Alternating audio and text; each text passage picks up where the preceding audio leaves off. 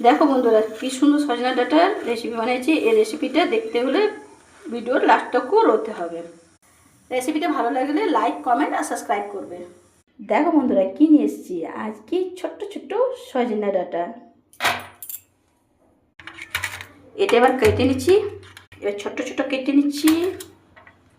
এটা বানাবো পোস্ত। এই সব কাটা হয়ে গেছে আমার ডাঁটাগুলা। এখানে দুটো আলু নিচ্ছি, আলুগুলো আমি কেটে নিচ্ছি। এই যে এখানে জলে দিয়ে দিচ্ছি, ডাঁটাগুলাও জলে দিয়ে দিচ্ছি। এখানে খুব সুন্দর করে ধুয়ে নেবো। তেল দিয়ে দিচ্ছি, এটা সরষের তেল। তেল গরম হয়ে গেছে, এখানে 5 ফোড়ন দিয়ে দিচ্ছি। এখানে আমি একটা বড় পেঁয়াজ দিয়ে দিচ্ছি। এবার এটা একটু ভেজে নেবো। এখানে আমি পোস্ত নিয়ে নিলাম, 4 পিস লঙ্কা।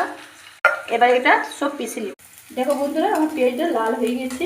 এবার ডাঁটা আলুগুলো দিয়ে দেবো। এখানে হলুদ দিয়ে দিচ্ছি, লবণ দিয়ে দিচ্ছি। এটা ভেজে নিচ্ছি।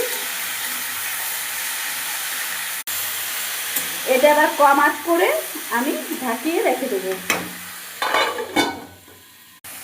দেখো বন্ধুরা খুব সুন্দর ভাজা হয়ে গেছে। এবার আমি একটু দুটো টমেটো দিয়ে দেবো। ঢাকিয়ে দিলাম, ধীরে ধীরে এটা সিদ্ধ হবে। দেখো বন্ধুরা আলুগুলো সিদ্ধ হয়ে গেছে খুব সুন্দর। এবার এগুলো সব ভালো করে ভেজে নেবো আমি। এটা আবার খুব সুন্দর করে ভেজে নিতে হবে, টমেটোর গন্ধটা যেতে। এরপর সামান্য জল দিয়ে দেবো, ভালো হয়ে সফট হয়ে যায়, যেমন একটুকু সিদ্ধ হয়ে যায়।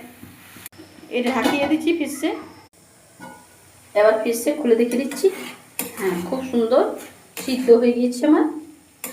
এবার পোস্ত পেস্টটা দিয়ে দিচ্ছি,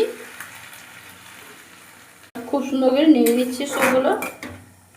পোস্ততে খুব কম হলুদ দিতে হয়। দেখো খুব সুন্দর হয়েছে। এবার আমি ঢেলে নিচ্ছি।